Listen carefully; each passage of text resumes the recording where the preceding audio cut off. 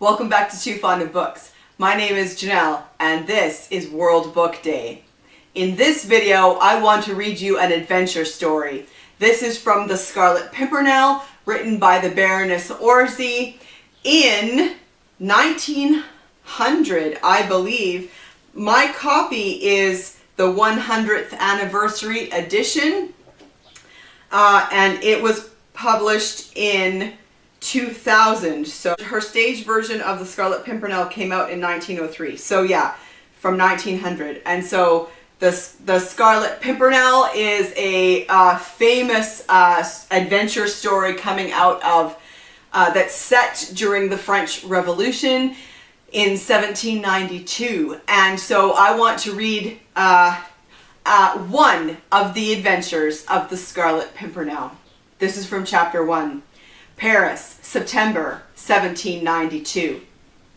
A surging, seething, murmuring crowd of beings that are human only in name, for to the eye and ear they seem naught but savage creatures, animated by vile passions and by the lust of vengeance and of hate. The hour, some little time before sunset, and the place, the West Barricade, at the very spot where, a decade later, a proud tyrant raised an undying monument to the nation's glory and his own vanity. During the greater part of the day, the guillotine had been kept busy at its ghastly work. All that France had boasted of in the past centuries of ancient names and blue blood had paid toll to her desire for liberty and for fraternity. The carnage had only ceased at this late hour of the day because there were other more interesting sights for the people to witness, a little while before the final closing of the barricades for the night. And so the crowd rushed away from the Place de la Greve and made for the various barricades in order to watch this interesting and amusing sight. It was to be seen every day, for those aristos were such fools. They were traitors to the people, of course, all of them, men, women, and children, who happened to be descendants of the great men who since the Crusades had made the glory of France, her old noblesse. Their ancestors had oppressed the people, had crushed them under the scarlet heels of their dainty buckled shoes, and now the people had become the rulers of France, and crushed their former masters. Not beneath their heels, for they went shoeless mostly in these days, but beneath a more effectual weight, the knife of the guillotine. And daily, hourly, the hideous instrument of torture claimed its many victims, old men, young women, tiny children, even until the day when it would finally demand the head of a king and of a beautiful young queen. But this was as it should be. Were not the people now the rulers of France? Every aristocrat was a traitor, as his ancestors had been before him. For 200 years now the people had sweated and toiled and starved to keep a lustful court in lavish extravagance. Now the descendants of those who had helped to make those courts brilliant had to hide for their lives, to fly if they wished to avoid the tardy vengeance of the people. And they did try to hide, and tried to fly. That was just the fun of the whole thing. Every afternoon before the gates closed and the market carts went out in procession by the various barricades, some fool of an aristo endeavored to evade the clutches of the Committee of Public Safety. In various disguises, under various pretexts, they tried to slip through the barriers which were so well guarded by citizen soldiers of the Republic. Men in women's clothes, women in male attire, children disguised as in beggars' rags. There were some of all sorts.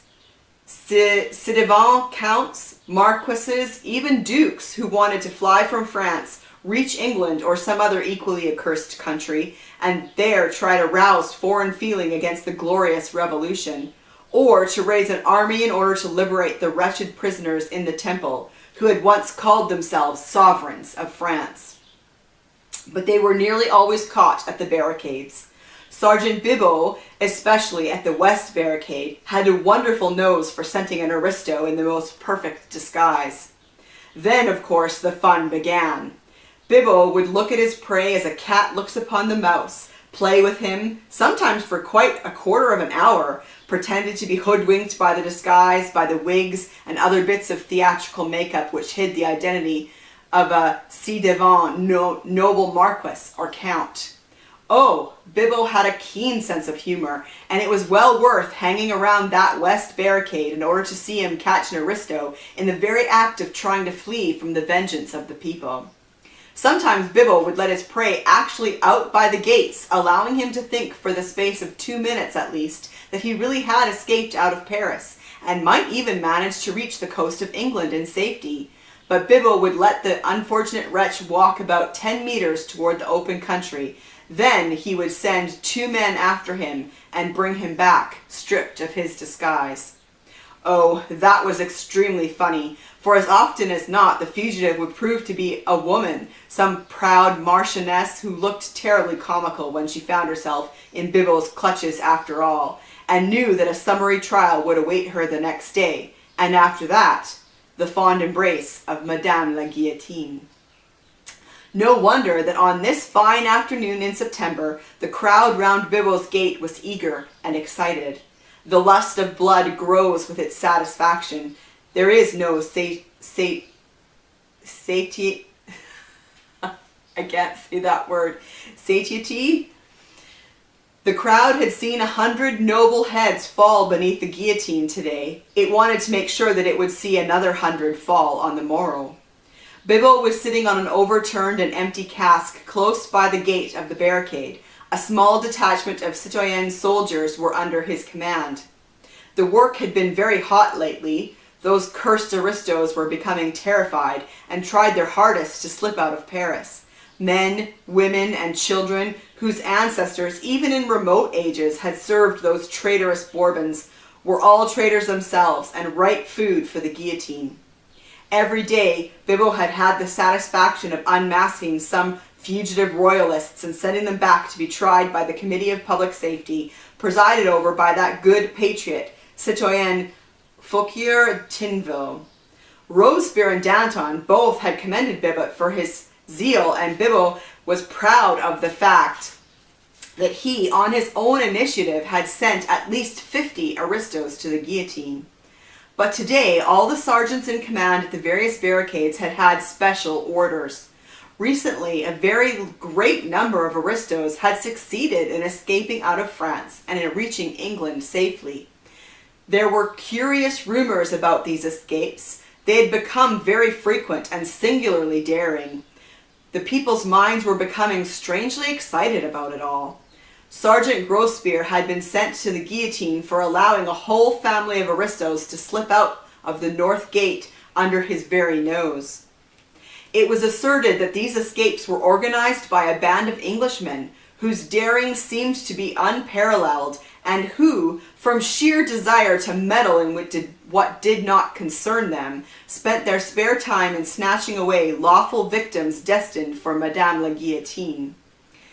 These rumors soon grew in extravagance. There was no doubt that this band of meddlesome Englishmen did exist. Moreover, they seemed to be under the leadership of a man whose pluck and audacity were almost fabulous.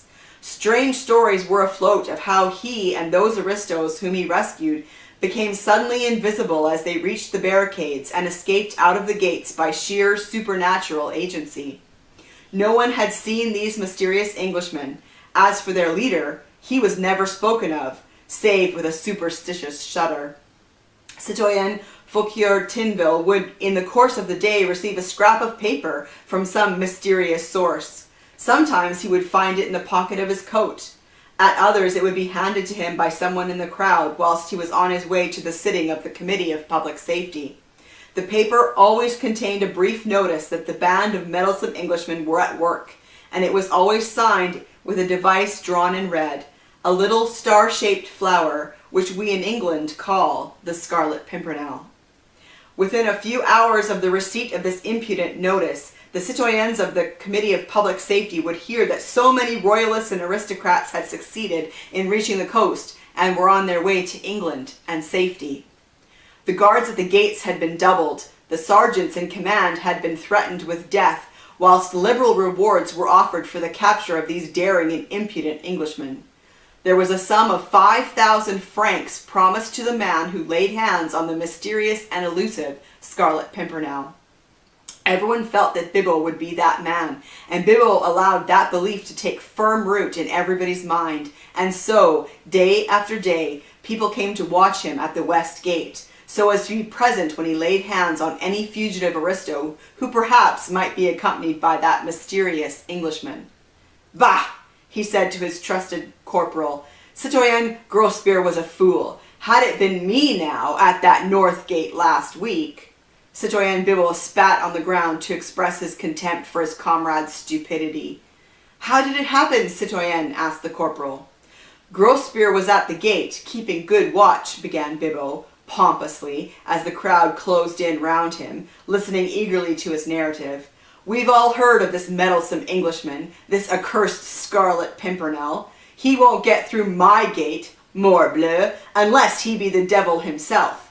But Grosbeer was a fool. The market carts were going through the gates. There was one laden with casks and driven by an old man, with a boy beside him.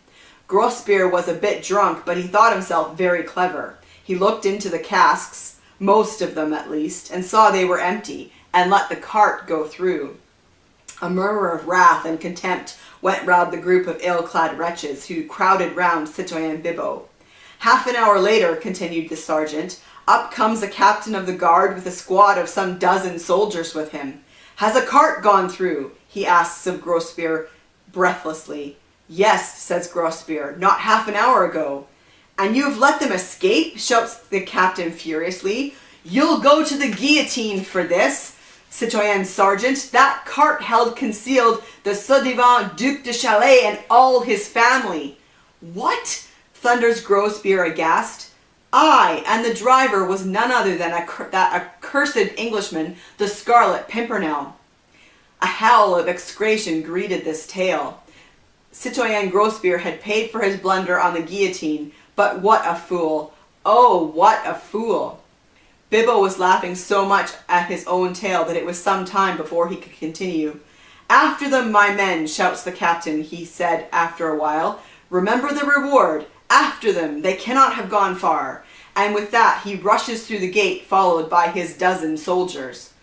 "But it was too late!" shouted the crowd excitedly. "They never got them! Curse that Grosbeer for his folly! He deserved his fate! Fancy not examining those casks properly!" But these sallies seemed to amuse Citoyen Bibbo exceedingly. He laughed until his sides ached and the tears streamed down his cheeks. "Nay, nay," he said at last. "Those aristos weren't in the cart. The driver was not the Scarlet Pimpernel." "What?" "No, the captain of the guard was that Englishman in disguise, and every one of his soldiers aristos." The crowd this time said nothing. The story certainly savored of the supernatural, and though the Republic had abolished God, it had not quite succeeded in killing the fear of the supernatural in the hearts of the people. Truly, that Englishman must be the devil himself. The sun was sinking low down in the west. Bibbo prepared himself to close the gates. "En avant the carts," he said. Some dozen covered carts were drawn up in a row, ready to leave town, in order to fetch the produce from the country close by for market the next morning. They were mostly well known to Bibbo, as they went through his gate twice every day on their way to and from the town. He spoke to one or two of their drivers, mostly women, and was at great pains to examine the inside of the carts. "You never know," he would say, "and I'm not going to be caught like that fool Grosbeer." The women who drove the carts usually spent their day on the Place de la Greve, beneath the platform of the guillotine, knitting and gossiping, whilst they watched the rows of tumbrils arriving with the victims the Reign of Terror claimed every day. It was great fun to see the aristos arriving for the reception of Madame la Guillotine, and the places close by the platform were very much sought after. Bibbo during the day had been on duty at the Place. He recognized most of the old hats, tricoteuses as they were called, who sat there and knitted, whilst head after head fell beneath the knife, and they got themselves quite bespattered with the blood of those cursed aristos. "Hey, la mère," said Bibbo to one of these horrible hags, "what have you got there?" He had seen her earlier in the day, with her knitting and the whip of her cart close beside her. Now she had fastened a row of curly locks to the whip handle, all colors, from gold to silver, fair to dark, and she stroked them with her huge bony fingers as she laughed at Bibot. I made friends with Madame Guillotine's lover, she said, with a coarse laugh. He cut these off for me from the heads as they rolled down. He has promised me some more tomorrow, but I don't know if I shall be at my usual place. Ah, how is that, la mère? Asked Bibot, who, hardened soldier though he was, could not help shuddering at the awful loathsomeness of this semblance of a woman, with her ghastly trophy on the handle of her whip. My grandson has got the smallpox, she said with a jerk of her thumb toward the inside of her cart. Some say it's the plague. If it is, I shan't be allowed to come into Paris tomorrow. At the first mention of the word smallpox, Bibot had stepped hastily backwards, and when the old hag spoke of the plague, he retreated from her as fast as he could. Curse you, he muttered, whilst the whole crowd hastily avoided the cart, leaving it standing all alone in the midst of the place. The old hag laughed. Curse you, citoyenne, for being a coward, she said. Bah! What a man to be afraid of sickness. Morbleu, the plague? Everyone was awestruck and silent, filled with horror for the loathsome malady, the one thing which still had the power to arouse terror and disgust in these savage, brutalized creatures. Get out with you and with your plague-stricken brood, shouted Bibot hoarsely. And with another rough laugh and coarse jest, the old hag whipped up her lean nag and drove her cart out of the gate. This incident had spoilt the afternoon. The people were terrified of these two horrible curses, the two maladies which nothing could cure, and which were the precursors of an awful and lonely death. They hung about the barricades, silent and sullen for a while, eyeing one another suspiciously, avoiding each other as if by instinct, lest the plague lurked already in their midst. Presently, as in the case of Grospierre, a captain of the guard appeared suddenly. But he was known to Bibot, and there was no fear of his turning out to be a sly Englishman in disguise. A cart, he shouted breathlessly, even before he had reached the gates. What cart? Asked Bibot roughly. Driven by an old hag, a covered cart. There were a dozen. An old hag who said her son had the plague? Yes. You have not let them go? Morbleu, said Bibot, whose purple cheeks had suddenly become white with fear. The cart contained the ci-devant Comtesse de Tournay and her 2 children, all of them traitors and condemned to death. And their driver, muttered Bibot as a superstitious shudder ran down his spine. Sacre tonnerre, said the captain, but it is feared that it was that accursed Englishman himself, the Scarlet Pimpernel. I love this story. This is one of my favorite books, and the reason why I love it is because it is a great adventure story, no question. But more than that, it's a story about a husband and wife and their relationship. The story of the Scarlet Pimpernel is actually the story of Marguerite Saint-Just, who is married to Sir Percy Blakeney and feels like her marriage is falling apart, that she does not know her husband at all. And so as much as this is an adventure story, it is also a great story about the relationship between the husband and the wife, and that is why I love The Scarlet Pimpernel by the Baroness Orczy. I'll see you for another video soon.